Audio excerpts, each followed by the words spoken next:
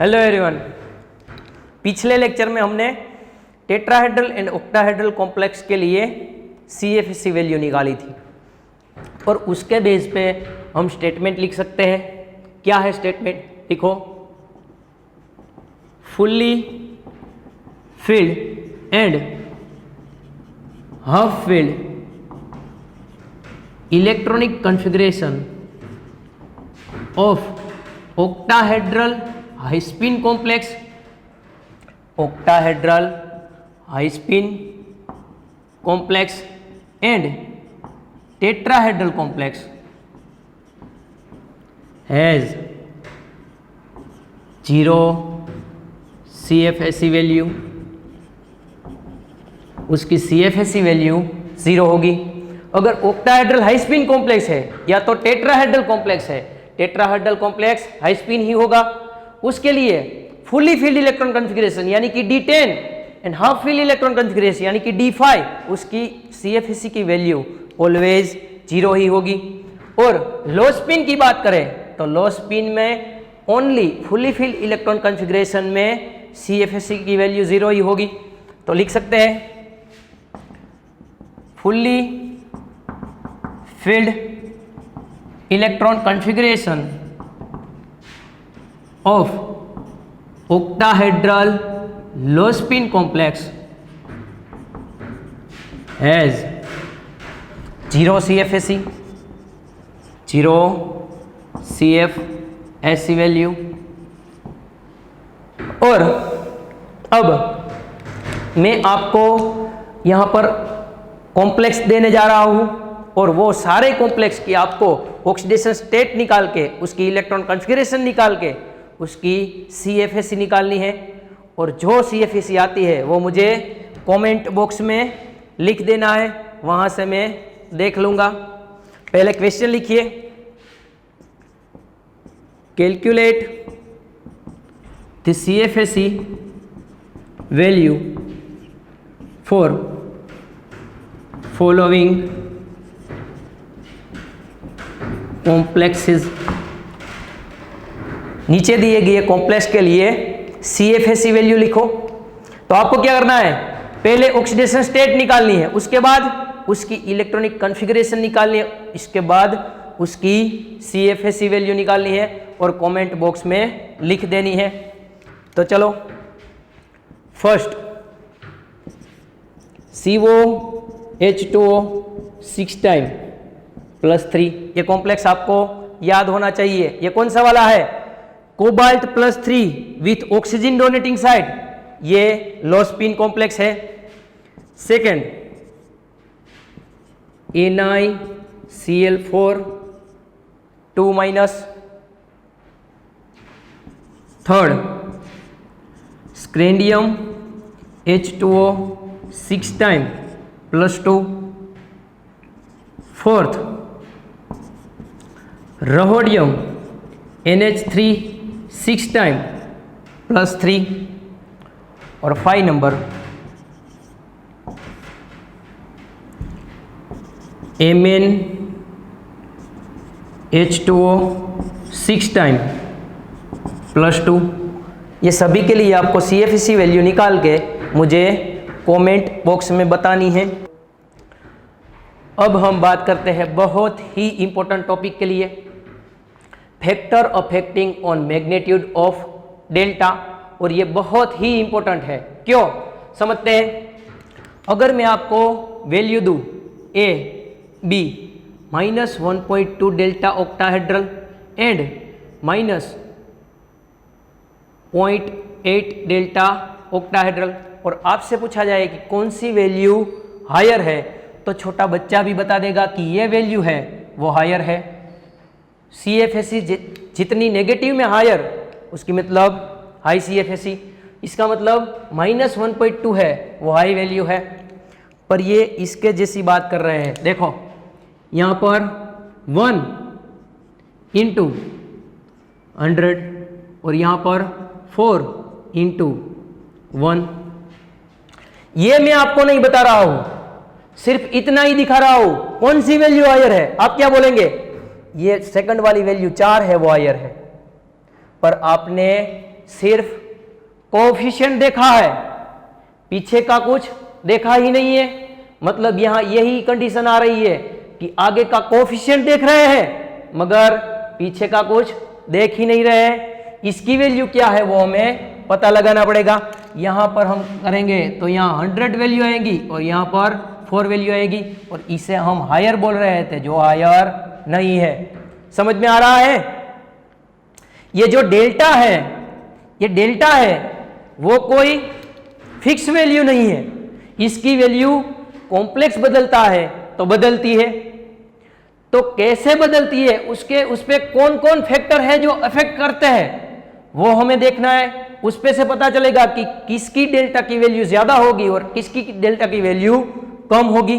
देख लेते हैं तो कौन कौन फैक्टर हैं जो इस पे अफेक्ट करते हैं। तो उसमें से फर्स्ट जियोमेट्री ऑफ कॉम्प्लेक्स, सबसे पहले आपको उसकी जियोमेट्री देखनी है।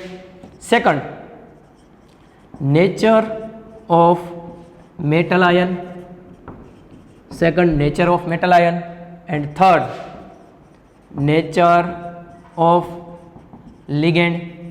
बाद में आपको लिगेंड का नेचर देखना है। ये 3 फैक्टर है जो मैग्नीट्यूड ऑफ डेल्टा यानी कि स्प्लिटिंग एनर्जी कितनी है वो इस 3 पे डिपेंड करता है। फर्स्ट हेडिंग लगा दीजिए जियोमेट्री ऑफ कॉम्प्लेक्स। और जियोमेट्री की बात करें तो delta tetrahedral is equal to 4/9 delta octahedral है। Delta tetrahedral is equal to 0.45 delta octahedral है। यानी कि यहां डेल्टा ऑक्टाहेड्रल है वो डेल्टा टेट्राहेड्रल से बड़ा है। और delta square planar is equal to 1.2 delta octahedral है।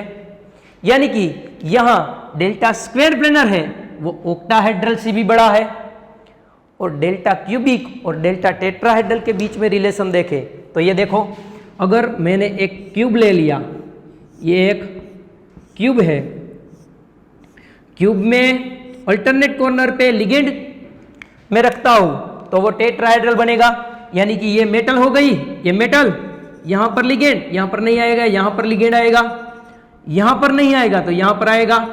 ये हो गया हमारा, यहां पर नहीं आएगा, यहां पर आएगा, ये हो गया टेट्राहेड्रल। और एक क्यूब में देखेंगे तो एक नहीं 2 टोटल टेट्राहेड्रल यूनिट आ सकते हैं। कैसे? तो ये जो बाकी बचे कॉर्नर वहां पे और एक दूसरा टेट्राहेड्रल यूनिट रख सकते हैं। ये रख दिया देखो, तो ये हो गया सेकंड टेट्राहेड्रल यूनिट। यानी कि मैं ऐसा लिख सकता हूं कि एक क्यूब बनाना है तो मुझे 2 टेट्राहेड्रल यूनिट की जरूरत पड़ेगी। यानी कि delta cubic is equal to 2 into delta tetrahedral. Delta tetrahedral का दुगना करेंगे तब एक डेल्टा क्यूबिक मिलेगा। और ओवरऑल स्प्लिटिंग एनर्जी का ऑर्डर लिखे तो सबसे ज्यादा स्प्लिटिंग होगी स्क्वायर प्लेनर की, उसके बाद होगी डेल्टा टेट्रागोनल की, और उसके बाद बात करें तो डेल्टा ऑक्टाहेड्रल, उसके बाद डेल्टा क्यूबिक, उसके बाद लास्ट में डेल्टा टेट्राहेड्रल सबसे छोटा होगा। और ये ऑर्डर आपको याद होना ही चाहिए। देख लेते हैं इससे क्या फर्क पड़ता है। अगर हमारे पास डेल्टा टेट्राहेड्रल है तो ये जो एनर्जी गैप है यहां पर, ये जो 2 ऑर्बिटल के बीच का एनर्जी गैप है इतना होगा, तो क्यूबिक में अगर ये एनर्जी गैप इतना है, देखो ये एनर्जी गैप इतना है तो ये एनर्जी गैप है वो क्यूबिक में दुगना हो जाएगा। उससे बड़ा एनर्जी गैप होगा ऑक्टाहेड्रल में, ज्यादा स्प्लिटिंग होता होगा, और उससे भी बड़ा टेट्रागोनल में, और उससे भी बड़ा स्क्वायर प्लेनर में। और ओवरऑल डी ऑर्बिटल का स्प्लिटिंग में हमने देखा था कि पहले ऑक्टाहेड्रल था, इतना स्प्लिटिंग था, उसके बाद एनर्जी बढ़ जा रही थी, किसमें? स्क्वायर पिरामिडल में इतना स्प्लिटिंग हुआ।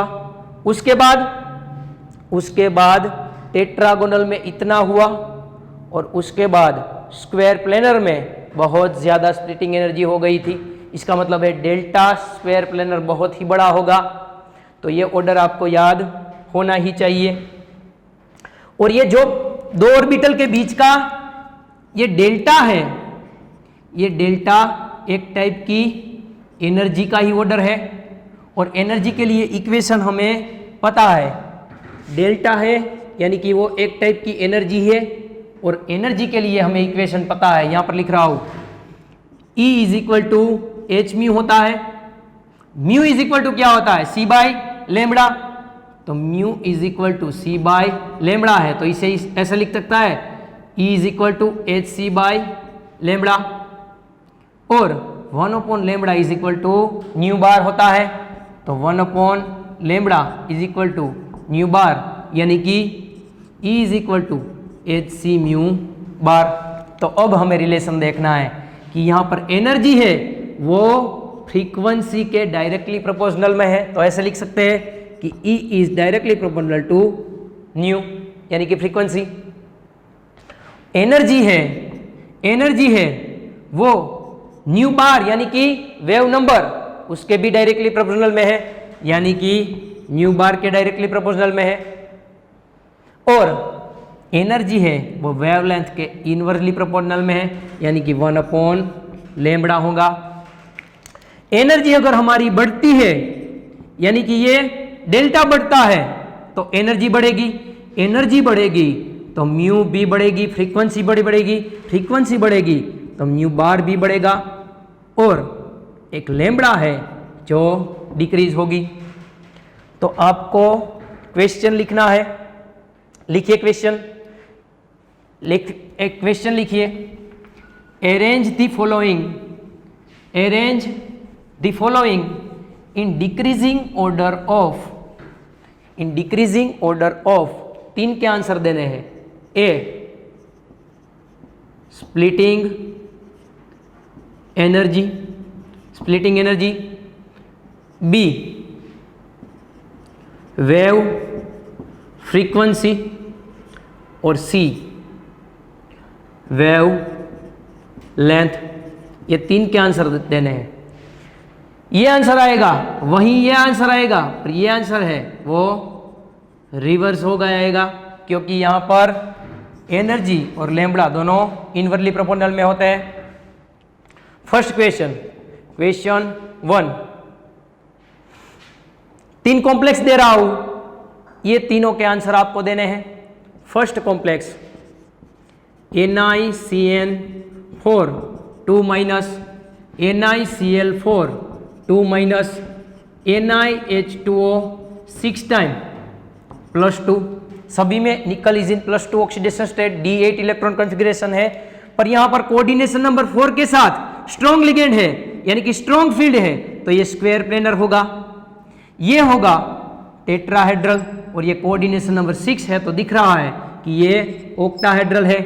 अगर ए आंसर लिखना है, स्प्लिटिंग एनर्जी सबसे ज्यादा किसकी होगी, तो हमें पता है स्क्वायर प्लेनर की सबसे ज्यादा होती है डेल्टा SP, यानी कि फर्स्ट आएगा, उसके बाद ऑक्टाहेड्रल, तो थर्ड आएगा ये 1, ये 2 और ये 3, और लास्ट में आएगा 2। बी का आंसर लिखना है, तो जैसे स्प्लिटिंग एनर्जी का आंसर है वैसे ही बी का आएगा 1, 3, 2।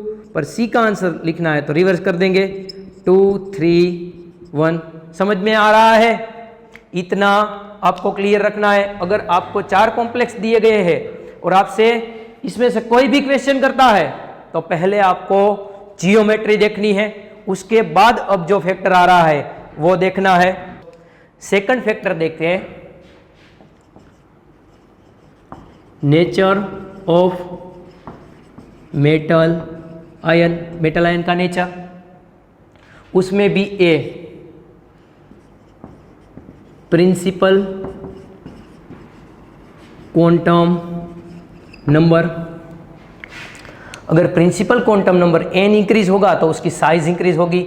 मान लो ये 3D है, ये 4D है और ये 5D है। लेफ्ट टू राइट जाएंगे वैसे वैसे ऑर्बिटल की साइज बढ़ती जाएगी। और जब कॉम्प्लेक्स फॉर्म होगा तब लेफ्ट टू राइट आ रहे हैं तो साइज बढ़ रही है, जो जिसकी साइज बड़ी होगी उसका लिगेंड के साथ रिपल्सन ज्यादा होगा। अगर रिपल्सन ज्यादा है तो उसकी स्प्लिटिंग एनर्जी भी ज्यादा होगी। यानी कि लिख सकते हैं left to right size of D orbital increase, size increase होती है तो रिपल्सन विथ लिगेंड इंक्रीज होगा। अगर लिगेंड का रिपल्सन इंक्रीज होता है तो स्प्लिटिंग एनर्जी भी बढ़ जाएगी, मतलब डेल्टा इंक्रीज हो जाएगा। और डेल्टा इंक्रीज होता है तो न्यू बार भी इंक्रीज हो जाएगा, न्यू भी इंक्रीज हो जाएगा, मगर लैम्बडा डिक्रीज हो जाएगा, वो आपको पता है। अगर ये हमारे पास 3D है तो ये 3D का स्प्लिटिंग T2G EG ऐसे होगा, और 4D है तो ये थोड़ा बड़ा होगा T2G ये EG, और 5D है तो ये बहुत ही बड़ा यानी कि T2G EG। इसे मैं डेल्टा 3 बोल दूँ, इसे मैं डेल्टा 2 बोल दूँ, इसे मैं डेल्टा 1 बोल दूँ, तो डेल्टा 1 है, डेल्टा 1 है, उससे ज़्यादा डेल्टा 2 होगा, उससे ज़्यादा डेल्टा 3 होगा। और हमने वीबीटी में देखा था कि कोई कॉम्प्लेक्स है, कॉम्प्लेक्स में मेटल किसकी है देखते हैं, रिडिस्ट्रीब्यूशन के लिए बात कर रहा हूँ। मेटल अगर 3D है, या तो मेटल अगर 3D और 4D है, 4D और 5D है, तो इसमें रिडिस्ट्रीब्यूशन नहीं होगा। मतलब किस पे डिपेंड करेगा, वो लिगेंड पे डिपेंड करेगा या ऑक्सीडेशन स्टेट पे डिपेंड करेगा। मगर 4D और 5D मेटल है तो उसमें रिडिस्ट्रीब्यूशन होगा ही होगा। पहले एक इलेक्ट्रॉन आएगा, दूसरा आएगा, तीसरा आएगा, और चौथा इलेक्ट्रॉन यहां पर नहीं, पर बाद में वो पेयरिंग होगा, 6 तक उसका पेयरिंग होगा। ऐसा क्यों? 4D और 5D में रिडिस्ट्रीब्यूशन करवाना ही है और 3D में लिगेंड देखना है, ऐसा क्यों? देख लीजिए यहां पर, तो ये है 3D, 4D और 5D। यहां पर अगर इलेक्ट्रॉन फिलअप करते हैं तो 1, 2, 3 और 4th इलेक्ट्रॉन आता है वो ऊपर भी चला जाएगा, या तो यहां पेयरिंग होगा। किस पे डिपेंड होगा? डेल्टा पे। अगर डेल्टा की वैल्यू पेयरिंग एनर्जी से कम है तो ऊपर चला जाएगा इलेक्ट्रॉन, अगर डेल्टा की वैल्यू ज्यादा है पेयरिंग एनर्जी से तो यहां पर पेयरिंग हो जाएगा। और इसमें क्या पॉसिबिलिटी आती है, 1, 2, 3 और 4th इलेक्ट्रॉन है वो यहां ऊपर जा ही नहीं सकता। क्यों?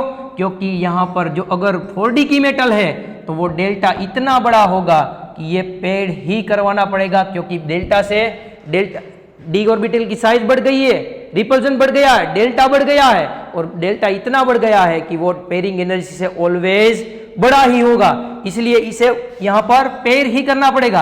और 5D में तो इनसे भी बड़ा होगा, यानी कि 1, 2, 3 फिर यहां पेयरिंग ही करवानी पड़ेगी, मतलब रिडिस्ट्रीब्यूशन होगा ही होगा, ऐसा हम बोल रहे थे। तो ये समझ में आ रहा है। और अगला जो क्वेश्चन था उसके लिए यहां पर दे रहा हूं क्वेश्चन 2, उसके लिए इसके लिए भी ABC तो तीनों आंसर देने हैं। First cobalt H2O 6 time +3, second rhodium H2O 6 time +3, third iridium H2O 6 time +3। अगर आपको ऑक्टाहेड्रल कॉम्प्लेक्स तीनों दिए गए हैं, पहले अगर जियोमेट्री अलग है तो जियोमेट्री से आप सेपरेट कर देंगे। अगर सबकी जियोमेट्री एक है और मेटल बदल रही है तो प्रिंसिपल नंबर देखेंगे। अगर n इंक्रीज हो रहा है उसका मतलब डेल्टा इंक्रीज होगा, और डेल्टा इंक्रीज हो रहा है तो न्यू बार भी इंक्रीज होगा, न्यू भी इंक्रीज होगा, और लैम्बडा डिक्रीज होगा। इसलिए ए का आंसर लिखना है स्प्लिटिंग एनर्जी का, तो सबसे थर्ड होगी, थर्ड, सेकंड, फर्स्ट। और बी का आंसर लिखते हैं तो वैसा ही आएगा, थर्ड, सेकंड, फर्स्ट। और सी वेवलेंथ का आंसर लिखते हैं तो 1, 2, 3 ऐसे आंसर आएंगे। अब देखते हैं B oxidation state of metal ion, metal ion की ऑक्सीडेशन स्टेट क्या इफेक्ट करती है।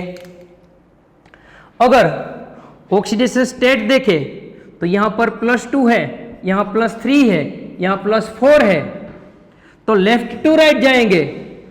तो जैसे जैसे ऑक्सीडेशन स्टेट बढ़ रही है वैसे वैसे मेटल में इलेक्ट्रॉन की डेफिशिएंसी बढ़ रही है। तो अगर इलेक्ट्रॉन की डेफिशिएंसी बढ़ रही है तो लिगेंड और नजदीक आएंगे, और नजदीक आएंगे तो मेटल और लिगेंड के बीच में रिपल्जन बढ़ जाएगा, और रिपल्जन बढ़ जाता है तो डेल्टा बढ़ जाएगा।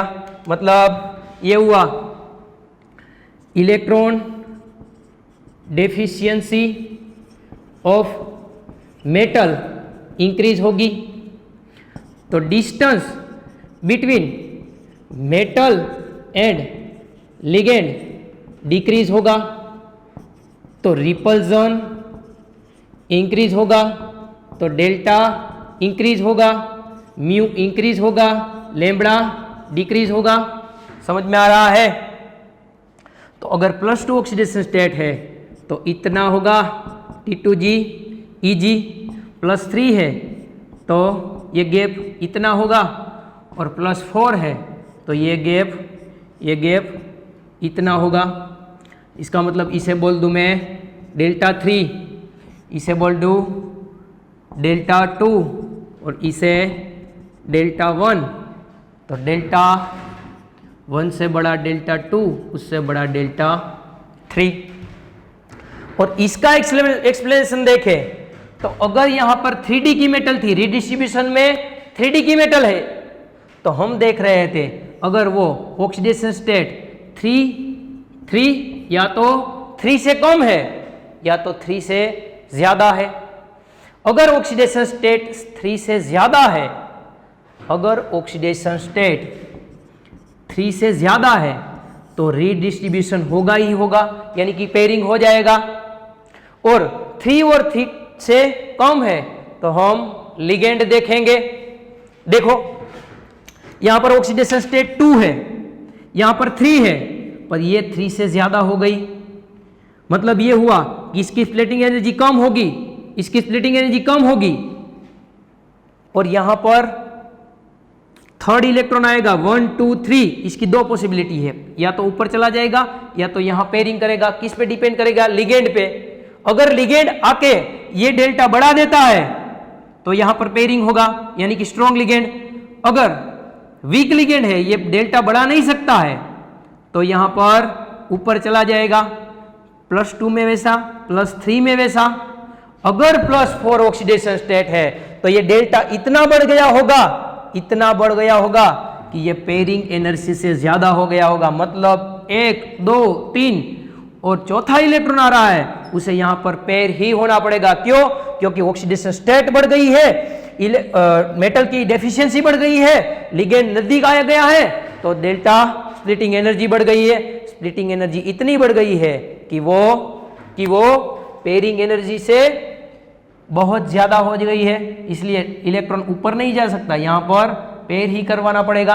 इसलिए ही first electron, second electron, third electron और फोर्थ इलेक्ट्रॉन को यहां पर ही पेयरिंग करवा रहे थे। इसलिए हम वहां पर इसे बोल रहे थे रीडिस्ट्रीब्यूशन टेक्स प्लेस। ऐसा कुछ समझ में आ रहा है?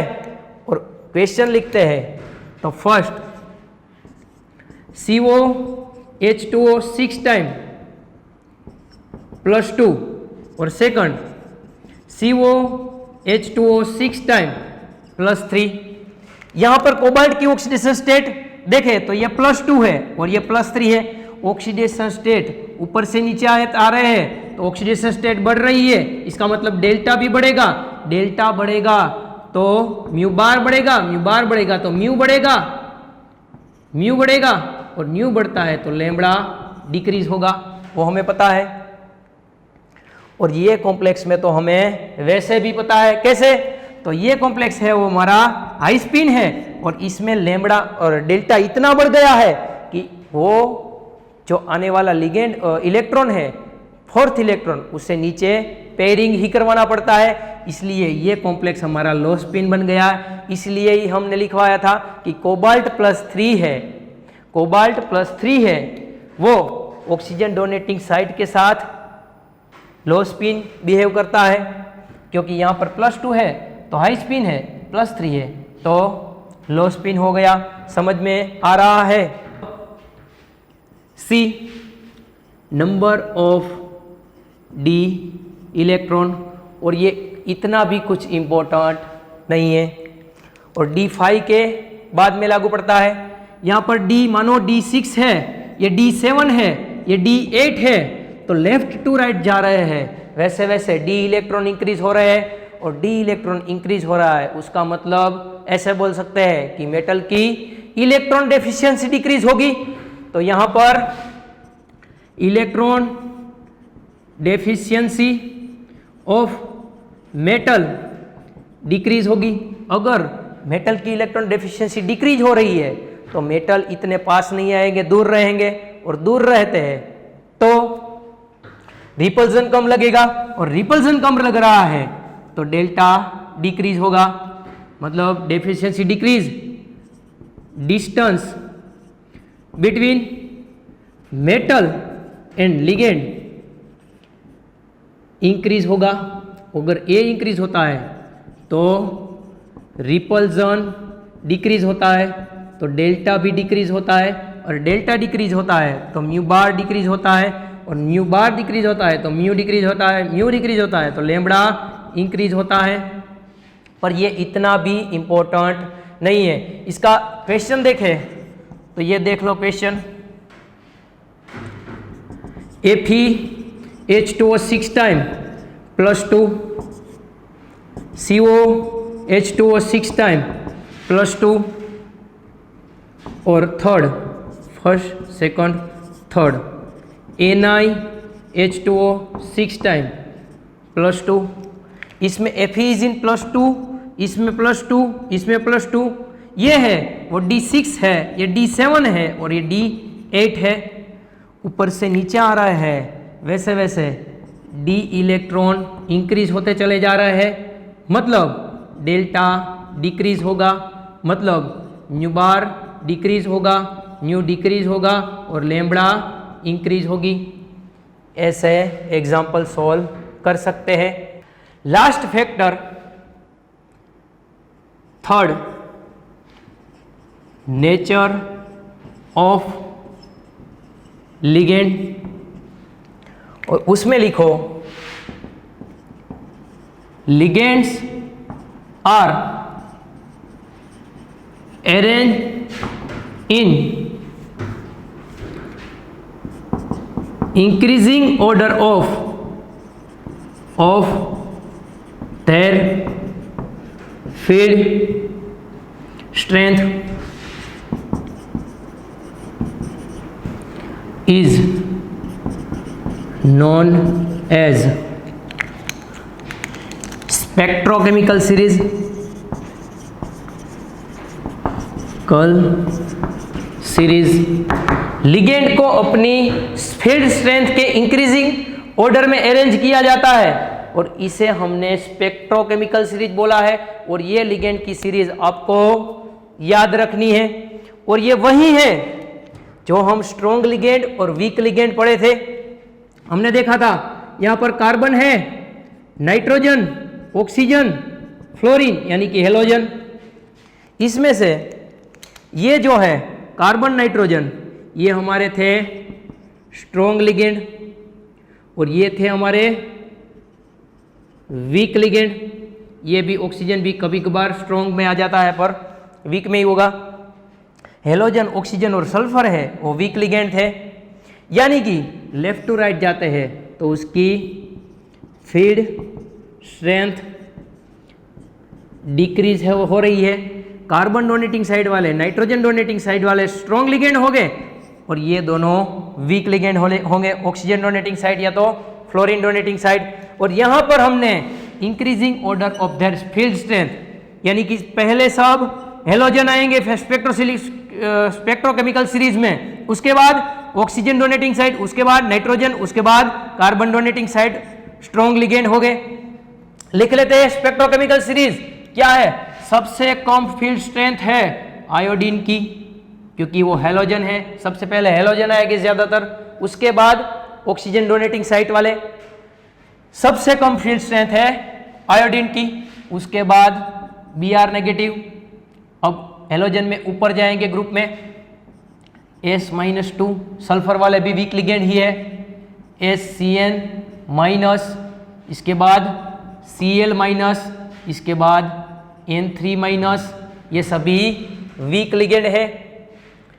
F नेगेटिव हैलोजन आया, उसके बाद यूरिया आता है, उसके बाद OH-, अब आ गई ऑक्सीजन डोनेटिंग साइट, देखो ऑक्सीजन ऑक्सीजन। इसके बाद आएगा इथेनॉल, इसके बाद oxalate O-2, oxygen donating site चल रही है, O-2 H2O, ये हमारी ऑक्सीजन डोनेटिंग साइट खत्म हुई।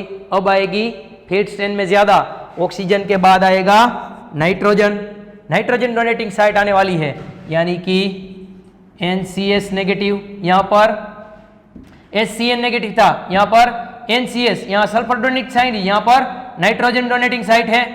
इसके बाद नाइट्रोजन डोनेटिंग साइट ग्लाइसिनेटो, इसके आगे NH3, और इसके जितनी ही फील्ड स्ट्रेंथ है पिरिडीन की, NH3 और पिरिडीन की फील्ड स्ट्रेंथ सेम है। और ये है वो हमारा स्पेक्ट्रोकेमिकल सीरीज का सेंटर है, ये हमारा स्पेक्ट्रोकेमिकल सीरीज का सेंटर है। आगे बढ़ते हैं। इथिलीन डाइएमाइन एंड SO3-2, ये दोनों की फील्ड स्ट्रेंथ सेम है। अब आता है फिनांथ्रीन और बाइपिरिडीन, उसके बाद ज़्यादा है NO2-, उसके बाद ये स्ट्रॉन्ग लिगेंड आ गए, CH3 और PH नेगेटिव की सेम है, इससे ज़्यादा है CN नेगेटिव और इससे भी ज़्यादा है CO, और ये हाईएस्ट है स्पेक्ट्रोकेमिकल सीरीज़ में। और ये स्पेक्ट्रोकेमिकल सीरीज आपको याद रखनी है, और जनरलाइज आपके देखेंगे तो सबसे कम होगी सब हेलोजन की, उसके बाद सल्फर आएगा, उसके बाद ऑक्सीजन आएगा, उसके बाद नाइट्रोजन आएगा, और उसके बाद कार्बन आएगा। ये स्पेक्ट्रोकेमिकल सीरीज का जनरलाइज है। कभी कभी स्पेक्ट्रोकेमिकल सीरीज याद नहीं है तो इससे भी क्वेश्चन हो जाता है, पर आपको ये भी याद रखना ही रखना है।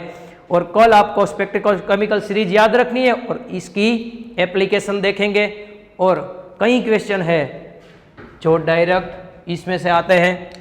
मिलते हैं कल।